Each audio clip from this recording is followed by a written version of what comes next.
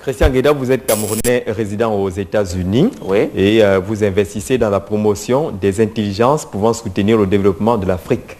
Le 16 août prochain, vous organisez ce qu'on a appelé, vous présentez le projet African Leadership Connection. C'est quoi ce projet African Leadership Connection? Premièrement, merci de m'accueillir dans le cadre de ce journal. Le projet African Leadership Connection part d'une analyse du continent africain, à savoir sur le plan économique, social et culturel. Pour vous donner quelques exemples, l'espérance de vie en Afrique aujourd'hui est de 41 ans, comparativement à 78 en Europe. Selon les chiffres qui sont publiés par la Banque mondiale, un Africain sur deux vivrait en dessous d'$1 par jour. Et plus loin, je dirais que la malaria tue 1,8 million d'enfants en Afrique et coûte la faramineuse somme de 12 milliards de dollars. Alors face à cette situation-là, il est important en tant qu'Africains de se poser la question, qui nous sommes, où est-ce que nous allons, que peut-on faire? Et l'analyse que ALC arrive est la suivante, c'est que l'Afrique est en train de traverser une zone de conflit et s'ouvre progressivement pour une croissance économique. ALC a été créé dans ce sens-là pour apporter sa contribution pour une émergence culturelle, sociale et politique en Afrique. Vous décrivez justement une Afrique qui sort des conflits et qui envisage justement son progrès économique. Est-ce qu'il y a des éléments de contribution particuliers à faire pour le continent africain afin d'aller justement dans ce sens du progrès économique? Le projet African Leadership a pour but de développer le capital humain africain, ceci par les biais de programmes de mentorat. Le mentorat consiste un peu à accompagner une personne ayant fait ses preuves dans un domaine de compétences données. Ici, le bénévole, le mentor, aide le mentoré à trouver lui-même les solutions à un certain problème. En tant qu'Africain, il est absolument important de mettre en réseau l'excellence africaine et favoriser l'épanouissement de nos potentiels. Et nous pensons que ALC apporte sa contribution en permettant les Africains vraiment de s'aider les uns les autres et d'avancer par rapport à nos objectifs. L'Africain pense souvent aux moyens financiers. Oui. Est-ce que dans la politique de ALC, il y a possibilité justement de ces appuis financiers?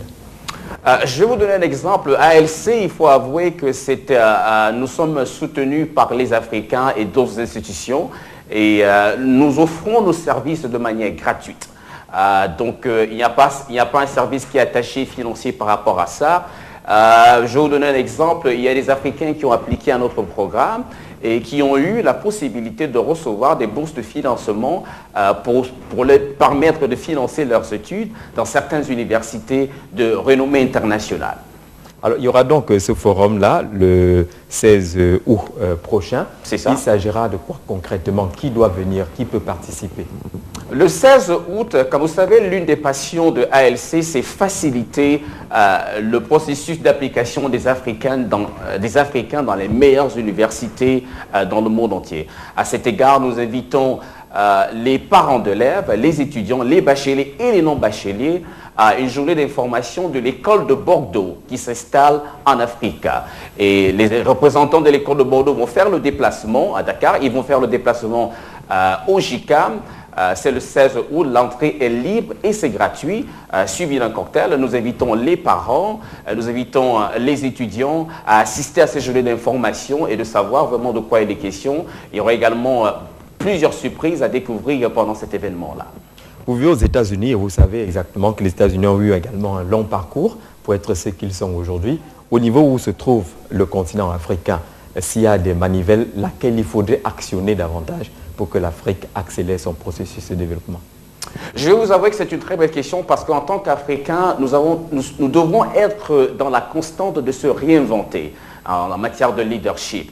Il faut également souligner le fait qu'en matière de leadership, les résultats ne montent pas.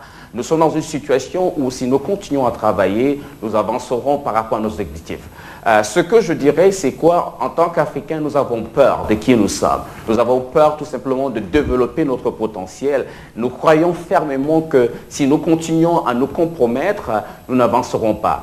Se compromettre un peu, c'est refuser de se battre pour ce que l'on croit. Nous appelons les Africains sincèrement à développer leur potentiel et non plus de donner leur destin à d'autres personnes. Comme le dit le président Nelson Mandela, notre destin, nous le tenons entre nos mains. il faut continuer à travailler et redoubler d'efforts. Un exemple particulier, en Asie comme aux États-Unis, on assiste aujourd'hui à plus ou moins à 10 à 15 heures de travail par jour. Les Africains ne sont pas encore jusqu'à ce niveau. Plusieurs efforts ont été faits dans ce sens-là, mais je pense qu'avec beaucoup de support, nous arriverons tout simplement vers l'objectif escompté.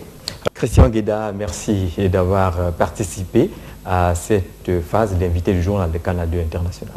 C'est moi qui vous remercie et j'espère que ce serait partie remise.